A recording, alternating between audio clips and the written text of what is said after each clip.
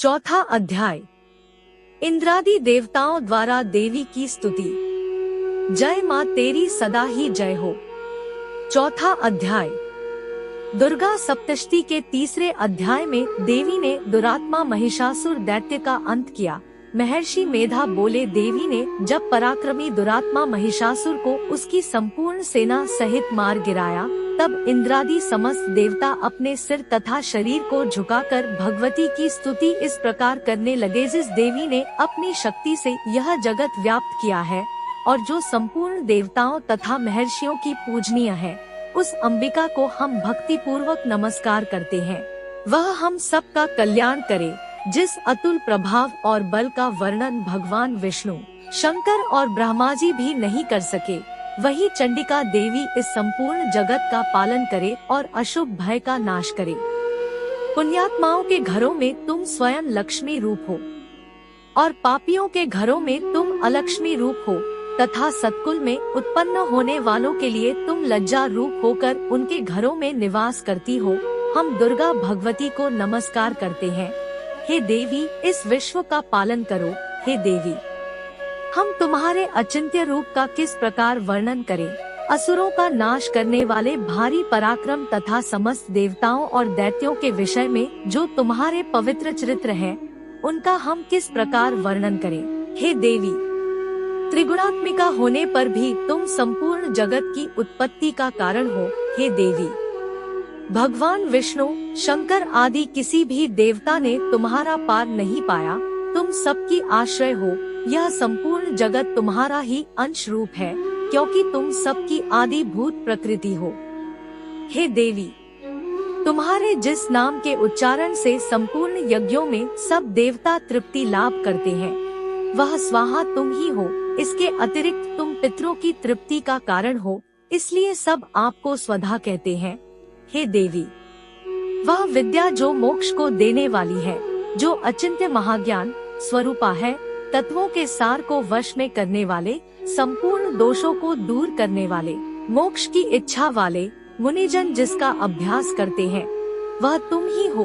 तुम वाणी रूप हो और दोष रहित ऋक् तथा यजुर्वेदों की एवं उद्गीत और सुंदर पदों के पाठ वाले सामवेद की आश्रय रूप हो। तुम भगवती हो। इस विश्व की उत्पत्ति एवं पालन के लिए तुम वार्ता के रूप में प्रकट हुई हो और तुम संपूर्ण संसार की पीड़ा हरने वाली हो। हे देवी, जिससे सारे शास्त्रों को जाना जाता है, वह मेधा शक्ति तुम ही हो और दुर्गम भवसागर से पार करने वाली नौका भी तुम ही हो। लक्ष्मी रूप से विष्णु भगवान के हृदय में निवास करने वाली और भगवान महादेव द्वारा सम्मानित गौरी देवी तुम ही हो। मंद मुस्कान वाले, निर्मल पूर्णचंद बिंब के समान और उत्तम सुवर्ण की मनोहर कांति से कमनीय तुम्हारे मुख को देखकर भी महिषासुर क्रोध में भर गया। यह बड़े आश्चर्य की बात है।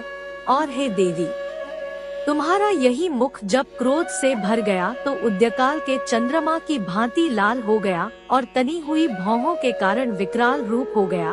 उसे देखकर भी महिषासुर के शीघ्र प्राण नहीं निकल गए। यह उससे भी बड़े आश्चर्य की बात है। आपके कुपित मुख के दर्शन करके भला कौन जीवित रह सकता है। हे देवी, तुम हमारे कल्याण के लिए प्रसन्न हो। आपके प्रसन्न होने से इस जगत का अभ्युदय होता है और जब आप क्रुद्ध हो जाती है तो कितने ही कुलों का सर्वनाश हो जाता है। यह हमने अभी अभी जाना है कि जब तुमने महिषासुर की बहुत बड़ी सेना को देखते देखते मार दिया है। हे देवी, सदा अभ्युदय प्रताप देने वाली तुम जिस पर प्रसन्न हो जाती हो, वही देश में सम्मानित होते हैं। उनके धन यश की वृद्धि होती है। उनका धर्म कभी शिथिल नहीं होता है और उनके यहाँ अधिक पुत्र पुत्रियां और नौकर होते हैं। हे देवी, तुम्हारी कृपा से ही धर्मात्मा पुरुष प्रतिदिन श्रद्धा पूर्वक यज्ञ करता है और धर्मानुकूल आचरण करता है और उसके प्रभाव से स्वर्गलोक में जाता है, क्योंकि तुम तीनों लोकों में मनवांछित फल देने वाली हो। हे माँ दुर्गे, तुम स्मरण करने पर संपूर्ण जीवों के भय नष्ट कर देती हो और स्थिर चित्त वालों के द्वारा चिंतन करने पर उन्हें और अत्यंत मंगल देती हो। हे दारिद्र्य दुख नाशिनी देवी, तुम्हारे सिवा दूसरा कौन है। तुम्हारा चित्त सदा दूसरों के उपकार में लगा रहता है। हे देवी, तुम शत्रुओं को इसलिए मारती हो कि उनके मारने से दूसरों को सुख मिलता है। वह चाहे नरक में जाने के लिए चिरकाल तक पाप करते रहे हो, किंतु तुम्हारे साथ युद्ध करके सीधे स्वर्ग को जाएं, इसीलिए तुम उनका वध करती हो। इसमें भी शत्रुओं का भला ही करती हो। हे देवी, क्या तुम दृष्टिपात मात्र से समस्त असुरों को भस्म नहीं कर सकती?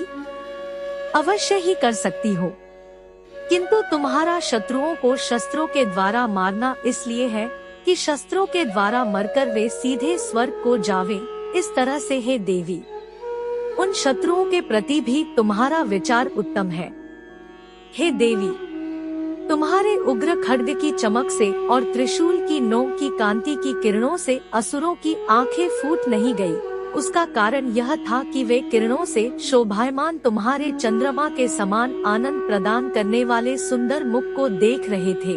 हे देवी, तुम्हारा शील बुरे वृतांत को दूर करने वाला है और सबसे अधिक तुम्हारा रूप है, जो न तो कभी चिंतन में आ सकता है और न जिसकी दूसरों से कभी तुलना ही हो सकती है। तुम्हारा बल व पराक्रम शत्रुओं का नाश करने वाला है। इस तरह तुमने शत्रुओं पर भी दया प्रकट की है। हे देवी, तुम्हारे बल की किसके साथ बराबरी की जा सकती है, तथा शत्रुओं को भय देने वाला इतना सुंदर रूप भी और किसका है? हृदय में कृपा और युद्ध में निष्ठुरता, ये दोनों बातें तीनों लोकों में केवल तुम्ही में देखने में आई है। हे माता, युद्ध भूमि में शत्रुओं को मारकर तुमने उन्हें स्वर्ग लोक में पहुंचाया है। इस तरह तीनों लोकों की तुमने रक्षा की है, तथा उन उन्मत्त दैत्यों से जो हमें भय था उसको भी तुमने दूर किया है। तुमको हमारा नमस्कार है। हे देवी, तुम शूल तथा खड्ग से हमारी रक्षा करो, तथा घंटे की ध्वनि और धनुष की टंकोर से भी हमारी रक्षा करो। हे चंडिके, आप अपने शूल को घुमाकर पूर्व, पश्चिम, उत्तर तथा दक्षिण दिशा में हमारी रक्षा करो। तीनों लोकों में जो तुम्हारे सौम्य रूप है तथा घोर रूप है, उनसे हमारी रक्षा करो, तथा इस पृथ्वी की रक्षा करो। हे अंबिके, आपके करपल्वों में जो खड्ग, शूल और गदा आदि शस्त्र शोभा पा रहे हैं, उनसे हमारी रक्षा करो। महर्षि मेधा बोले कि इस प्रकार जब सब देवताओं ने जगत माता भगवती की स्तुति की और नंदवन के पुष्पों तथा गंध अनुलेपों द्वारा उनका पूजन किया, और फिर सबने मिलकर जब सुगंधित व दिव्य धूपों द्वारा उनको सुगंधी निवेदन की, तब देवी ने प्रसन्न होकर कहा, हे देवताओं, तुम सब मुझसे मनवांछित वर मांगो। देवता बोले, हे भगवती, तुमने हमारा संपूर्ण कार्य कर दिया। अब हमारे लिए कुछ भी मांगना बाकी नहीं रहा, क्योंकि तुमने हमारे शत्रु महिषासुर को मार डाला है। हे महेश्वरी, तुम इस पर भी यदि हमें कोई वर देना चाहती हो तो बस इतना वर दो कि जब जब हम आपका स्मरण करें, तब तब आप हमारी विपत्तियों को हरण करने के लिए हमें दर्शन दिया करो। हे अंबिके, जो कोई भी तुम्हारी स्तुति करे, तुम उनको वित्त, समृद्धि और वैभव देने के साथ ही उनके धन और स्त्री आदि संपत्ति बढ़ावे और सदा हम पर प्रसन्न रहे। महर्षि मेधा बोले, हे राजन, देवताओं ने जब जगत के लिए तथा अपने लिए इस प्रकार प्रश्न किया तो देवी ने तथास्तु कहा, और यह कहकर देवी अंतर्धान हो गई। हे भूप, जिस प्रकार तीनों लोकों का हित चाहने वाली यह भगवती देवताओं के शरीर से उत्पन्न हुई थी, वह सारा वृतांत मैंने तुझसे कह दिया है। और इसके पश्चात दुष्ट असुरों तथा शुंभ निशुंभ का वध करने और सब लोगों की रक्षा करने के लिए जिस प्रकार गौरी देवी के शरीर से उत्पन्न हुई थी, वह सारा वृतांत मैं यथावत वर्णन करता हूँ।